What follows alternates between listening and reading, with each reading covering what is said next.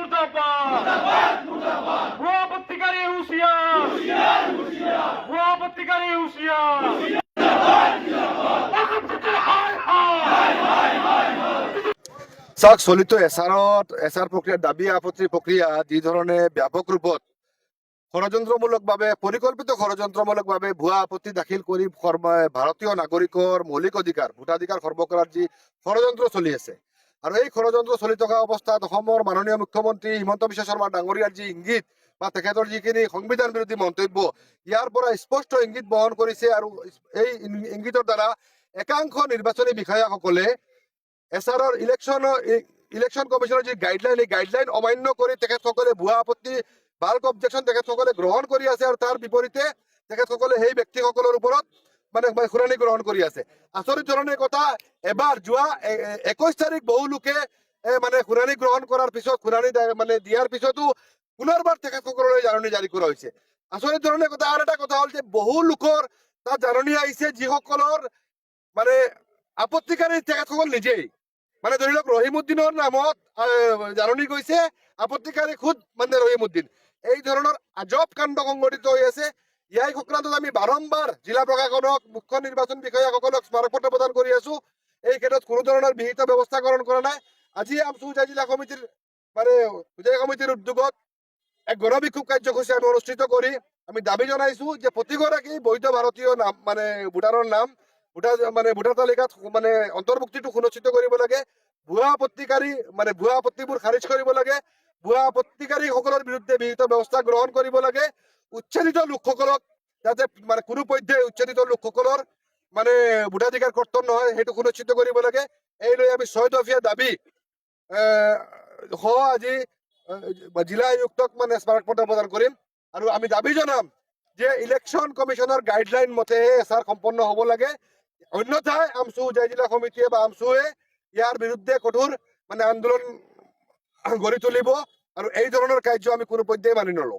মই মতালি আৰু বেমেজালিৰে ভৰি পৰিছে ভেজাল সদৃশ পৰিৱেশ আৰু সম্পূৰ্ণ প্ৰক্ৰিয়াটোক ষড়যন্ত্ৰত লিপ্ত হৈ প্ৰকৃত ভাৰতীয় লোকসকলক বিভিন্ন ধৰণৰ হাৰাশাস্তি দি আছে। আমি অবিৰতভাৱে এই প্ৰেচাৰ প্ৰক্ৰিয়া যি ধৰণৰ অনিয়ম চলি আছে অনিয়মৰ বিৰুদ্ধে আমি প্ৰতিবাদী কাৰ্যসূচী হাতত লৈছো। বিগত দিনত আমি বিএলঅসকলৰ যি কাৰ্যকলাপ এই কাৰ্যকলাপৰ বিৰুদ্ধে আমি এজাহাৰ দাখিল কৰিছো আৰু দেখা গৈছে ধৰক এগৰাকী বিধায়কে অভিযোগ উত্থাপন কৰাৰ পিছত বিজেপিৰ ৰাজ্যিক সভাপতি দিলীপ শইকীয়াই ঠিকা লৈছে যে প্ৰকৃত ধৰ্মীয় সংখ্যালঘু ভাৰতীয় লোকসকলক ভোটাৰ তালিকাৰ পৰা নাম কৰ্তন কৰিব। গতিকে এই ধৰণৰ ঠিকাৰ ফলত একাংশ বিজেপিৰ নেতা পালি নেতা এই ষড়যন্ত্ৰত লিপ্ত হৈছে। সমান্তৰালভাৱে মুখ্যমন্ত্ৰী হিমন্ত বিশ্ব শৰ্মাই বিভিন্ন ধৰণে এটা নিৰ্দিষ্ট জাতিক টাৰ্গেট কৰি বিভিন্ন ধৰণৰ অপমানসূচক মন্তব্য কৰা দেখা গৈছে। এই ধৰণৰ কাৰ্যকলাপে অসমখন ভাঙি টুকুৰা টুকুৰা হ'ব একদম স্পষ্ট।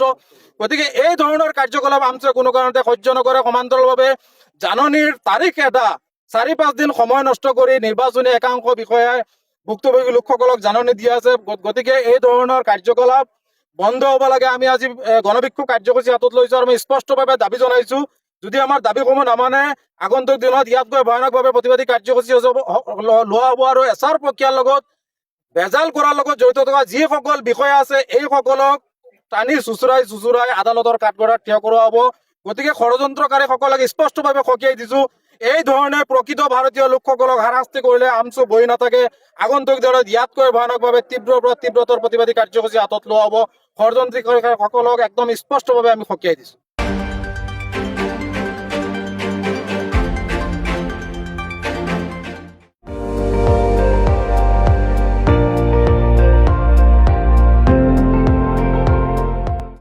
আপুনি চাই আছে ND24, সৰ্বশ্ৰেষ্ঠ নহয় সৰ্বোত্তমৰ দৌৰ।